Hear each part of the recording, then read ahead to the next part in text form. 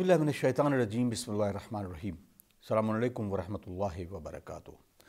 हुज़ूर server कायनात हज़रत मोहम्मद मुस्तफ़ा सल्लल्लाहु अलैहि वसल्लम ने इरशाद फरमाया है, जो शख्स अपने वक्त के इमाम की मार्फत के बग़ैर मर जाए वो जहालत की मौत मर गया।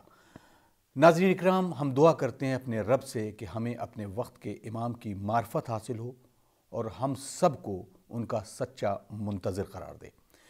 नाज़रीन इकराम, आप देख रहे हैं प्रोग्राम अहकाम इस्लामी और हम इस खूबसूरत मौजू को आपसे डिस्कस कर रहे हैं और ख़ास सवालात के साथ आपकी खिदमत में हाजिर हैं। हमारा आज का अहम मौजू जिस पर हम तबसरा कर रहे हैं, बच्चों की तरबियत, उनकी तालीम और किस तरीके से इसको हम अपनी खूबसूरत माशरे में तब्दील कर सकते हैं।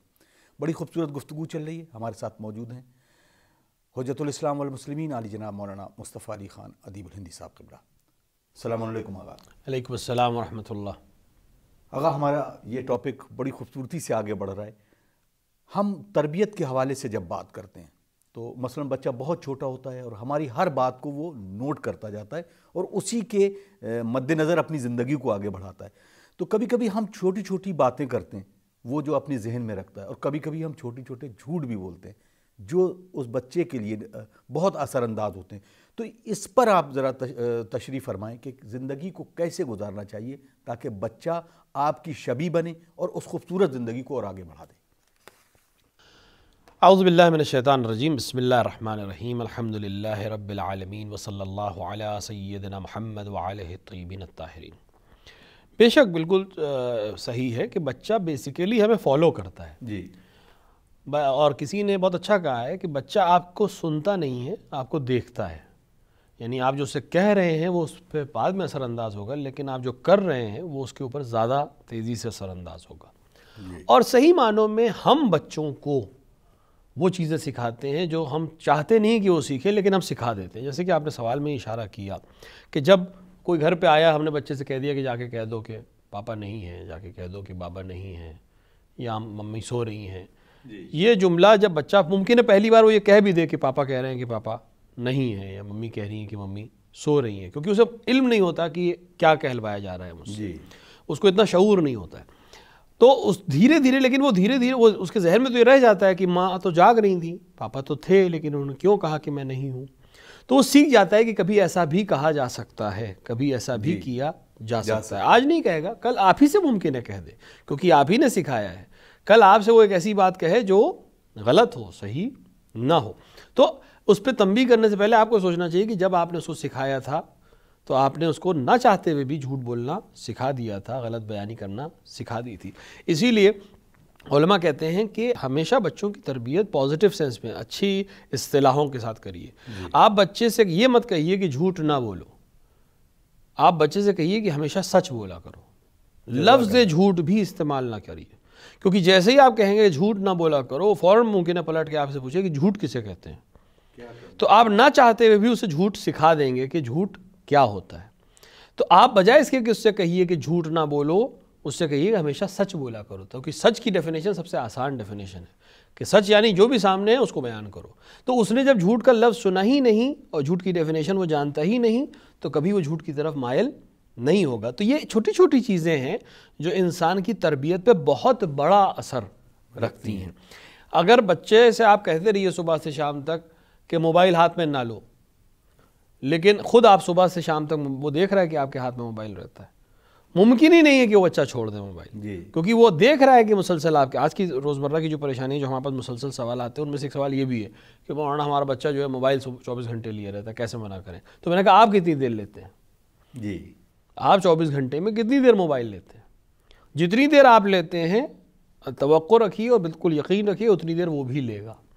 अगर आप घर में मिसाल के तौर पर कानून बना दें कि साहब इतने बजे के बाद घर में कोई मोबाइल नहीं यूज़ करेगा, खाने की टेबल पे मसलन कोई मोबाइल नहीं यूज़ करेगा, दस्तरखान पे कोई भी मोबाइल नहीं यूज़ करेगा, अजान के वक्त से लेकर नमाज ख़त्म होने के आधे घंटे तक कोई मोबाइल यूज़ नहीं करेगा। जिस तरह जब आप ये कानून बनाएंगे और अमल करेंगे जी, बच्चे के लिए कानून ना बनाइए, अपने लिए कानून बनाइए। जब अपने लिए आप कानून बनाकर उस पर अमल करना शुरू करेंगे, फितरी तौर पर बच्चा भी उसी पर अमल करने लगेगा।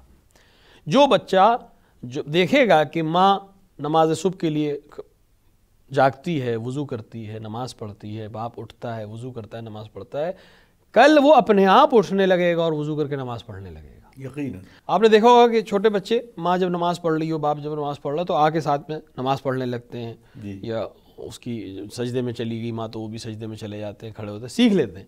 تو یہ کیوں سیکھ رہے ہیں؟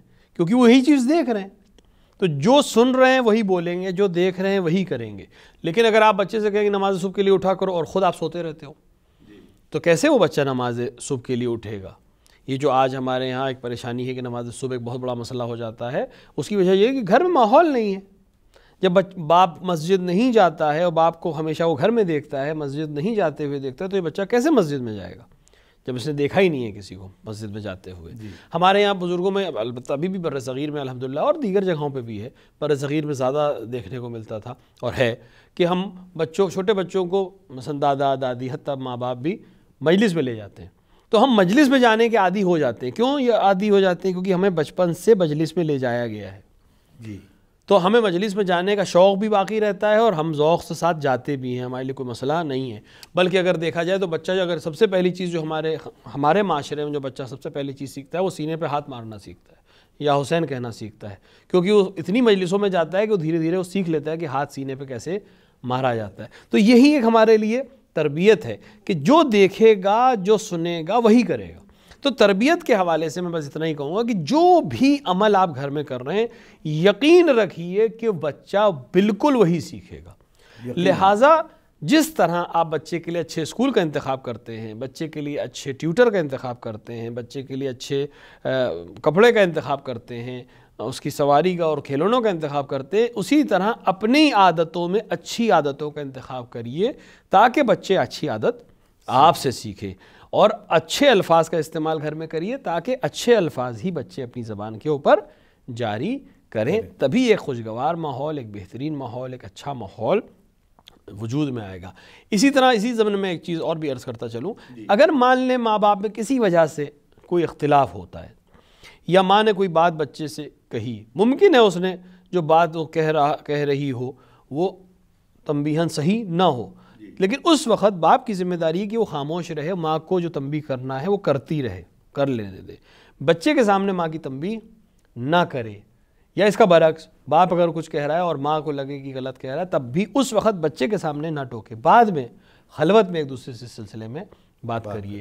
اگر کبھی بھی آپس میں کوئی مسئلہ ہو جائے، بچے سے غیر کوئی مسئلہ ہو جائے، کوئی بھی مسئلہ آج کل ہوتا ہی ہے، کوئی بات چیت ہو گئی، میاں اور بیوی میں کوئی مسئلہ ہو گیا ہے، آپس میں بات کرنا چاہ رہے ہیں، تو بچوں کے سامنے نہ کریں، ایسے وقت پہ کریں جب بچے یا تو ہو نہیں، یا ایسے موقع پہ کریں کہ جب بچے دوسری جگہ پر ہوں، تاکہ یہ جو آپ کے آپس کا مسئلہ ہے یا آپس کا اختلاف ہے یا آپس میں کسی وجہ سے بحث اور مباحثہ ہو رہا ہے تو بچوں کے کان تک نہ جائے، تاکہ وہ ایک ایسا ماحول پائیں جو محبت کا ماحول ہو، جو اخلاق کا ماحول ہو، جو تربیت کا ماحول ہو، تاکہ وہ اسی طرح سے پروان چڑھیں اور ایک دوسرے کی محبت کے ساتھ، ایک دوسرے کی عزت اور احترام کے ساتھ ہی وہ پروان چڑھیں، تاکہ کل معاشرے میں وہ محبت اور عزت ہی واپس کریں اور ایک بہترین معاشرے کا فرد بن سکیں۔ اگر یہ بہت خوبصورت، اکثر یہ بھی ایک سوال ہے کہ کس طریقے سے لوگ مطلب یہ والدین ایک دوسرے کی بات کرتے ہیں، مثلا اگر زوجہ ہے تو وہ اپنے میکے والے کی تعریف کر رہی ہے، اور سسرال میں جو رشتے ہوتے ہیں، مثلا اس کی نند ہے یا جو اور رشتے ہوتے ہیں، اس کو برائی کرتے ہیں بچوں کے سامنے، تو کل یہ بچے اسی چیز کو سن کے اسی طریقے کی باتوں کو دہراتے ہیں۔ تو میں آپ سے چاہوں گا کہ یہ ایک میسج کی شکل میں ان والدین کے لیے کہ جو اپنے آپس کے رشتوں کو بنیاد بنا کر ان پر کمنٹ کرتے ہیں تاکہ ان کے بچے یہ حرکت نہ کر پائیں۔ دیکھیے، پہلی بات تو یہ ہے کہ یہ عمل چاہے صحیح ہو یا غلط، یعنی جو جس شخص کے بارے میں بات ہو رہی ہو، چاہے یہ اس کے پیٹھ پیچھے ہی بات ہو رہی ہے، ظاہر سے اس کے سامنے تو بات ہو نہیں رہی ہے، تو جیسی پیٹھ پیچھے بات ہوئی، اس پہ دوسرا حکم اپنے آپ غیبت کا اور بہتان کا آ جائے گا۔ اگر اس کے اندر پایا جاتا ہے تو غیبت ہے، وہ بھی حرام ہے، گناہ کبیرہ میں سے، اگر نہیں پایا جاتا ہے اور الزام لگا رہا ہے تو بہتان ہے، وہ بھی گناہ کبیرہ ہے۔ تو آپ ایک گناہ کبیرہ کا انجام دے رہے ہیں، وہ بھی بچے کے سامنے، تو پہلی بات تو یہ ادھر سے ہی حرام ہے۔ دوسری بات یہ کہ اگر ہم اخلاقی حساب سے دیکھیں، حرام کے علاوہ تربیتی پہلو سے اگر ہم دیکھیں، تو جب آپ بچے کے سامنے اس کے چچا کی یا اس کی پھوپھی کی یا اس کی خالہ کی یا کسی بھی رشتہ دار، بلخری جو رشتہ دار ہے اس بچے کی بھی رشتہ دار ہیں، برائی کریں گے، تو یہ اس بچے کی پرورش اس ماحول میں ہو رہی ہے کہ وہ اپنے رشتہ داروں سے متنفر ہو جائے گا، اور کل اس دنیا میں جہاں رشتہ دار خداوند عالم نے رشتہ دار ایک نعمت کے طور پہ دیے ہیں جو وقت کی ضرورت پہ کام آتے ہیں. خداوند عالم نے رسول اکرم سے بھی کہا کہ جب ہم نے تمہیں تنہا دیکھا تو ہم نے تمہیں مضبوط کیا، رشتہ داروں کے ذریعے سے مضبوط کیا. جناب ابو طالب علیہ الصلوۃ والسلام ایک عظیم مثال ہیں اس کی. تو چچا کی موجودگی کی وجہ سے رسول اکرم کو بہت آسانیاں تھیں مکے میں. تو ایک چچا، ابو طالب جیسا چچا کتنا فائدہ مند ہو سکتا ہے ایک بھتیجے کے لیے جو یتیم بھی تھا اور کمزور بھی تھا، لیکن ظاہری طور پہ کمزور تھا، دنیاوی لحاظ سے کمزور تھا. ایک اچھا چچا تو تربیت کی وجہ سے کہ کبھی ایسا ماحول نہیں کریٹ کیا گیا کہ چچا کے خلاف ایک تنفر پیدا ہو یا پھوپھی کے خلاف یا خالہ کے خلاف. تو لہٰذا چاہے ماں ہو اور چاہے باپ ہو کہ وہ اپنے رشتہ داروں کی تعریف کرے اور اپنے سسرال والوں کی برائی کریں، اور وہ اپنے رشتہ داروں کی تعریف کریں اور اپنے سسرال والوں کی برائی کریں، یہ بچے کے سامنے ہرگز نہ کریں. اولاً تو خود بھی نہ کریں کیونکہ اس سے ایک دوسرے کے درمیان تنفر پیدا ہوگا، اور بچے کے سامنے تو بالکل نہ کریں کیونکہ تربیتی لحاظ سے بہت بری چیز ہے، اور یہ بچہ تنہا پھر پرورش پائے گا. یعنی اس کے اندر ایک جب اس کو ضرورت ہوگی اپنے ساتھیوں کی، اپنے رشتہ داروں کی، تو چونکہ پہلے سے تنفر اس کے اندر ہے چچا کے لیے، چچا کے ذات بھائیوں کے لیے یا پھوپھی اور پھوپھی ذات بھائیوں کے لیے یا اس طرح کے جتنے بھی افراد ہیں، تو یہ تنہا محسوس کرے گا اپنے آپ کو اور اکیلا ہو جائے گا اس بھری دنیا میں. جبکہ اس بھری دنیا میں اللہ نے اس کو رشتہ داروں کے ذریعے، دوستوں کے ذریعے ایک بہت بڑا سماج اپنا دیا ہے. تو جو چیز خداوند عالم نے عطا کی ہے اس کو خراب نہ کریں. اور ہر رشتے میں، ہر رشتہ داری میں، ہر سماج میں تھوڑے بہت اختلاف ہوتے ہیں، ان اختلافات کو بڑوں کے درمیان رہنے دیں، بچوں کے بیچ میں اس کو نہ لائیں تو بہت مناسب ہوگا. اگر آپ بچوں کی لڑائی کو دیکھیں، بچے آپس میں لڑتے ہیں، کبھی باہر کرکٹ کھیلنے گئے، بیڈمنٹن کھیلنے گئے، ایسے ہی کھیل رہے ہیں، لڑ گئے آپس میں، آئے ایک دوسرے سے متنفر، 10 منٹ بعد آپ جا کے دیکھیے پھر تو دونوں سے دوست ہوتے ہیں. اور کتنی دفعہ ایسا ہوا کہ بچوں کے جھگڑے میں ماں باپ جھگڑا کر لیتے ہیں، والدین آپس میں جھگڑا کر لیتے ہیں دونوں بچوں کے، اور ان کا زندگی بھر بول چال نہیں ہوتا، بچے اگلے دن ملنے لگتے ہیں اور بات چیت کرنے لگتے ہیں. تو ایسے کبھی بھی بچوں کے جھگڑے میں والدین نہ کودیں، اور اپنے جھگڑوں میں بھی بچوں کو شامل نہ کریں، تاکہ یہ محبت کے ماحول کے جو عادی ہیں، جلدی معاف کر دینے کی جو بچوں کی فطرت ہے، اس کو ہم قبول کریں، اور جھگڑے کو ختم کرنے کی جو فطرت بچوں کے اندر خداوند عالم نے قدرتی طور سے دی ہے اس کو ہم اپنے اندر لانے کی کوشش کریں، جیسے ہم بچپن میں ہم کیا کرتے تھے، تاکہ خوبصورت معاشرے کا فرد بچے بھی بن سکیں اور ہم بھی بن سکیں. جزاک اللہ. اگر آپ غذا کی بات کریں کہ یہ بھی ایک سوال ہے کہ مثلا ماں باپ کے درمیان اگر وہ کھانا کھا رہے ہیں اور کوئی غذا پسند نہیں ہے تو کیا بچے کو اس تربیت کے حوالے کیا جا سکتا ہے کہ کوئی بھی غذا کو ناخوشگوار طریقے سے ناپسند نہ کیا جائے کہ نہیں یہ مجھے پسند نہیں کرتا؟ بچے کے اندر بھی اس کے اثرات مرتب ہوتے ہیں، تو اس کے لیے کیا اسلام نے یا شریعت نے حکم دیا ہے؟ دیکھیں، جہاں تک غذا کے اوپر ہے انسان کو اختیار ہے، جو چاہے کھائے جو نہ چاہے کھائے. یہاں پہ مسائل شریعت سے اٹھ کر اگلے درجے پر اخلاق کے درجے میں آ جاتے ہیں. اگر آپ کو کوئی چیز پسند نہیں ہے تو آپ اس سے تنفر نہ کریں، نہ کھائیں. آپ کو اس کو بیان کرنے کی ضرورت نہیں ہے، کیونکہ یہ تربیتی لحاظ سے اچھی چیز نہیں ہے. کیونکہ ممکن ہے غذا جو آپ کو پسند نہیں ہے وہ ممکن اس بچے کے لیے فائدہ مند ہو، یا ہو سکتا ہے آپ نے چونکہ نہیں کھائی ہے لہٰذا آپ کو پسند نہیں ہے. تو یہاں پہ ہم حکم شرعی تو نہیں لا سکتے کہ آپ کو ایک چیز پسند نہیں ہے تو آپ اس کو برا نہ کہیے، لیکن آپ یہ کہہ سکتے ہیں کہ بھائی میں نہیں کھاتا ہوں، آپ کھائیے، یا آپ کہیے بھی نہیں کہ میں نہیں کھاتا ہوں. یعنی یہ اخلاقی طور پر اس کو، اخلاقی طور پر بہترین طریقہ یہ ہے کہ اگر آپ کو کوئی غذا پسند نہیں ہے اور وہ دسترخوان پہ موجود ہے تو آپ صرف یہ کریے کہ آپ نہ کھائیے. تو اس سے کوئی حرف نہیں پڑے گا، کوئی ضروری ممکن نہیں ہے کہ ہر چیز آپ کھائیں جو دسترخوان پہ موجود ہو. لیکن اگر آپ باقاعدہ اشارہ کر کے کہیں کہ یہ چیز مجھے بالکل پسند نہیں ہے تو ممکن ہے یہ تربیتی لحاظ سے بچے کے اندر بھی ایک ذہن میں ایک چیز بن جائے کہ یہ میرے والد کو پسند نہیں تو میں بھی نہ کھاؤں. حالانکہ ممکن ہے وہ بچے کے لیے بہت فائدہ مند چیز ہو، کیونکہ ممکن ہے آپ کوئی اور چیز ایسی کھا لیتے ہوں جس کی وجہ سے اس کی کمی پوری ہو جائے. لیکن بچہ اگر آج سے تربیت پاتے میں اس طرح کی چیزیں کرے گا تو کل اس کو بہت سے نقصانات اس کی وجہ سے اٹھانے پڑیں گے. خصوصاً ہمارے معاشرے میں ایسا ہوتا ہے کہ بہت سی چیزیں ہمارے یہاں نہیں پکتی ہیں، اور یا اگر آ جاتی ہیں تو ہمیں پسند نہیں ہوتی ہیں اپنے اخلاق کی وجہ سے یا اپنی تربیت کی وجہ سے. پھر ہم وہی چیز منتقل کر دیتے ہیں اپنی اگلی نسل کی طرف صرف اپنے پسند و ناپسند کی وجہ سے. تو ایسا نہ کریں. یا تو آپ جس وقت بچے کو سرو کر رہے ہیں اس وقت کی چیزیں الگ رکھ دیں، یا اگر آپ کو نہیں کھانا تو آپ نہ کھائیں، لیکن بچے کو کوشش کریں کہ وہ ان چیزوں کی طرف متوجہ رہے، کھاتے پیتا رہے.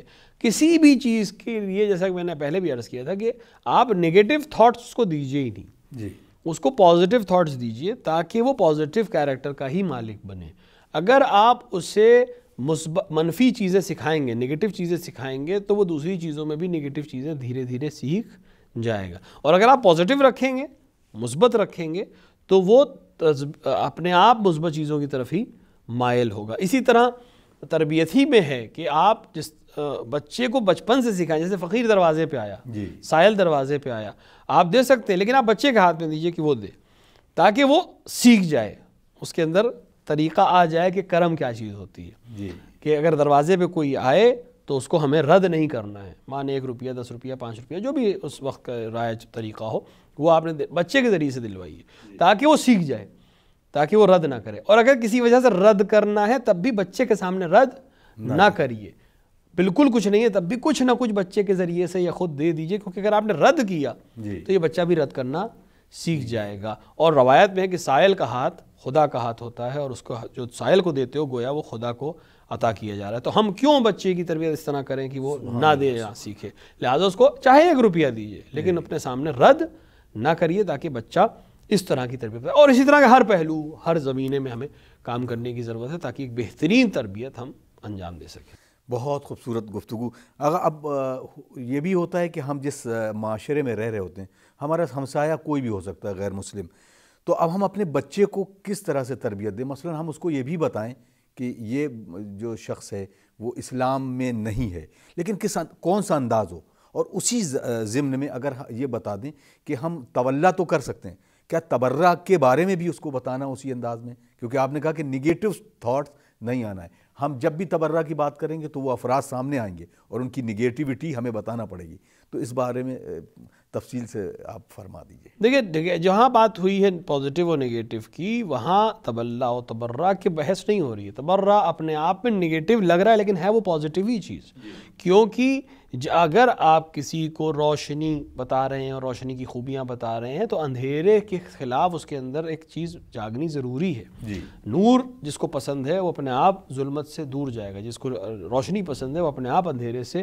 دور جائے گا۔ میں صرف اتنا عرض کر رہا ہوں کہ آپ اسے اچھائیاں بتائیں تاکہ وہ برائی سے اپنے آپ دور ہوتا چلا جائے۔